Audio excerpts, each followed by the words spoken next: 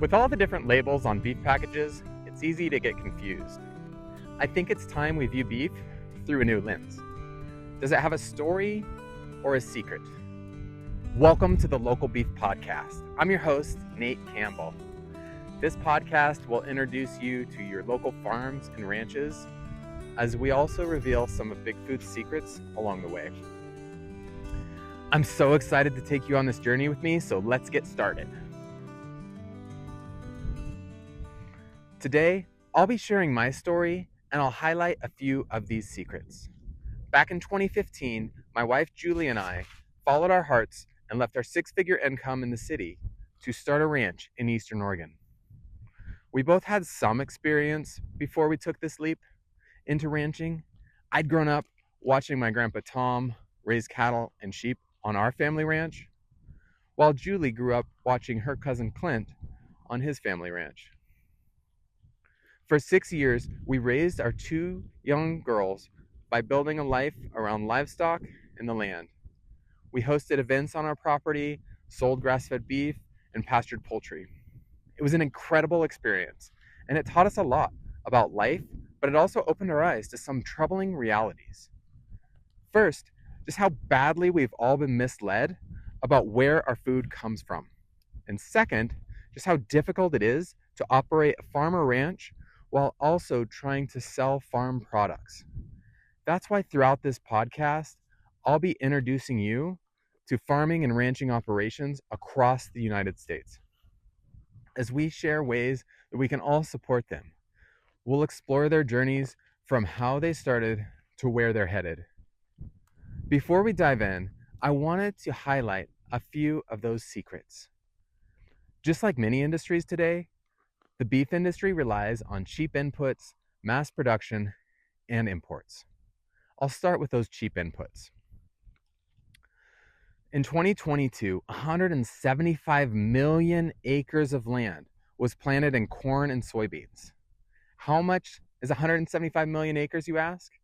Well, if it was a state, it'd be the second biggest in the US, with over 3 million acres bigger than Texas, which is just under 172 million acres.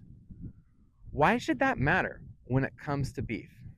Well, those crops are the main food source for cattle on factory farms. That land is tilled, replanted, and resprayed every year to regrow more corn and soybeans, which has devastating effects on the soil and environment. Remember that thing in history class called the Dust Bowl? Well, similar land practices caused it. Oh, and according to the FDA, 94% of soybeans and 92% of corn planted are GMO, which means Roundup ready. But not to worry though, on the FDA's website, you'll find their Feed Your Mind program. It explains how studies show that GMOs are safe for the people, the livestock, and the environment. My question to the FDA is, if it's not safe to breathe, how is it safe to eat? It makes me wonder who paid for those studies. In other news, Bayer, yes, the huge pharmaceutical company, paid out $10.9 billion in class action lawsuits over Monsanto's Roundup, the company they had purchased in 2018 for $66 billion. This merger made Bayer one of the largest pharmaceutical companies, pesticide companies, herbicide, and seed companies in the world.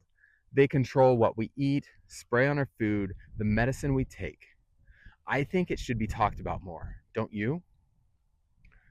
Most Americans think that the beef from the grocery store or from monthly subscription boxes is raised in the US. Well, that's just not the reality anymore. In 2022, America imported 3.39 billion pounds of beef. That's more than 3 times the weight of America's tallest building, the Freedom Tower, with nearly half from our neighbor from the north and half from the south in Mexico. 979 million pounds from Canada and 739 million pounds from Mexico, while the majority of grass-fed beef was imported from Australia. Yet, thanks to there being no country of origin labeling requirements for beef and pork, nearly everything sold in the stores is stamped with a product of the USA. You heard that right.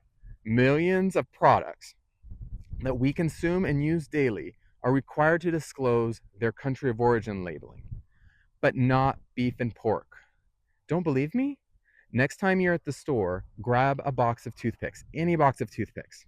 I bet you'll see product of China on the back. Then go to the meat aisle and try to find one package of beef or pork that mentions any country besides the United States. The final secret I want to share with you is one of the main reasons I'm starting this podcast. Small farms have been disappearing for decades. If we look just back at just a 5-year period from 2017 to 2022, the total number of farms in the US was reduced by 141,733. That's 81 farms gone every day. We need to find a better way to support our local farms and ranches. And I believe that's through educating consumers and spreading the word about local beef. That's exactly why I started this podcast. So from the very beginning, this show will be sharing its sponsorship revenue with the farms and ranches that we discuss on each show. American farmers and ranchers need a voice. Together, let's make the Local Beef Podcast just that. To learn more and discover local farms in your area, visit localbeefpodcast.com. That's localbeefpodcast.com. Don't forget to subscribe and tell a friend. This is the Local Beef Podcast. Bye.